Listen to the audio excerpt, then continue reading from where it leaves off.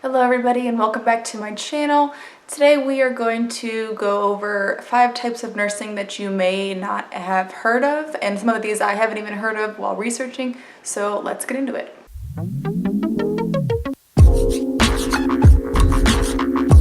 Okay, the first type of nursing I want to talk about is something called forensic nursing, also maybe known as SANE nursing, and this is someone who works in the emergency department and collects forensic evidence from assaults or any type of trauma or things like that need to be collected and turned over to the police. The most common one that you may think of is like rape cases, someone who collects the evidence from rape cases, but also it could be something related to elder abuse or child abuse. You are required to become SANE certified in either adult or pediatrics, and SANE stands for Sexual Assault Nurse Examiner. So you are required to be certified in that before practicing, and you usually need a few years experience in an emergency department before obtaining this certification, and it also may depend on your county whether or not they need more, or if it's another county that may need more depending on where you live. And you are probably required to have on-call hours depending on your location. The second type of nursing is travel nursing, and I'm sure that you may have heard of this before. I know I have. A lot of people that I went to school with were like, I'm just going to get experience and then go be a travel nurse. There's a lot that is involved in travel nursing, so you should definitely research it before you pursue it, but it is definitely very lucrative to do this. So a travel nurse works short contracts in certain areas depending on where they're needed. They do get paid substantially more per hour, as well as a living stipend and a travel reimbursement stipend. So if you play your cards right, you are able to make an extreme amount of money doing this, but you do have to be continually traveling. From my experience, my research, most contracts are about 13 weeks. You can get an extension if needed, or if you're traveling internationally, maybe longer, maybe a year or two. You, along with your other benefits, you get insurance through your travel agency, and they help place you and they help you get your licenses depending on if you're traveling to different states. And they help you find housing, or you can find your own housing that may be cheaper, therefore you make more money. There are many ways to work it out to where you benefit the most financially, and if you travel with another person, you can share the cost of living, therefore you continually make more money. You are required to have experience before you start travel nursing.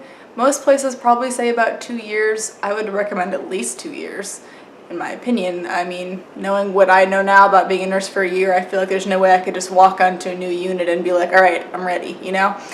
But it's all about how you feel personally about your own experiences, etc.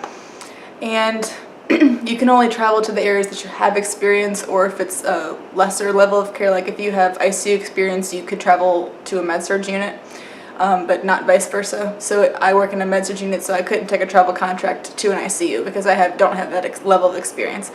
So depending on what kind of nursing that you want to do, or if you want to travel and just do med-surg, or if you want to continue in your ICU, it's up to you. The next type of nursing is flight nursing. And this obviously seems like a very narrow field. I don't know that many places have like helicopters or other types of aircrafts that would need nursing, but this is like another form of transport nursing. So you can be a transport nurse on the ground in ambulances, or you can also be a transport nurse in the air. So obviously you definitely need to be certified to do this, and you, according to the website, you need at least 5 years of experience in an ICU or an ER or in a trauma area, and you have to become a certified flight nurse as well.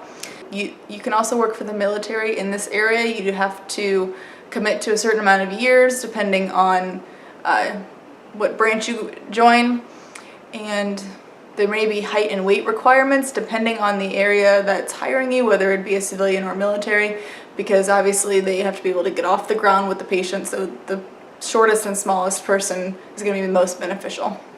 The fourth type of nursing is infusion nursing, and this immediately brings to mind oncology to me, but there's also many types of infusions that you can have, and you don't always have to work in an oncology unit to be an infusion nurse. So an infusion nurse obviously is required to give any types of infusions, and they have to have so many hours per year to maintain their infusion nurse certification. So they can work in obviously oncology, but they can also work in home health care if patients are getting home infusions. They can work for the PICC team, which helps place PICCs and midlines, etc. Or they can work in an infusion center that's more of an outpatient-based setting. The last one that I want to discuss is missionary nursing, and this immediately brings to mind like traveling to Africa and working in that area, in which it is, but you can also work in many other areas.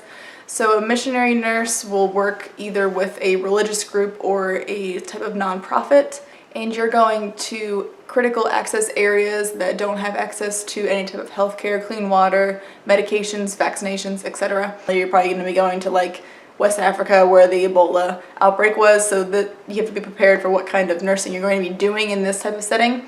As much as it might sound fun to travel, there is a lot that comes along with it, and you're definitely going to be exposed to a lot of very deadly illnesses, and that's why they're being treated.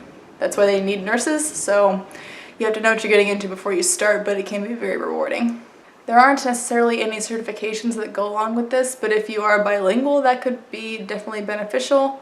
And you definitely have to be resourceful because a lot of these areas are not going to have stable electricity. They're not going to have many of the supplies that we're used to here in America. So you definitely have to learn how to improvise and be resourceful in that type of setting. And it could be very exciting to be able to develop new ideas with what materials you have. Okay, so those are 5 types of nursing that you may not have heard of. I didn't discuss any type of salary because it all depends on where you're working. Especially in America, you can be making X amount in New Jersey and making triple in California. So it really just depends on where you are as to what you would make. But obviously having more certifications can benefit you financially. So if you have any other types of nursing that you want to learn about, please comment down below. And if you like this video, please subscribe for more down below, and I will see you guys in the next one. Bye.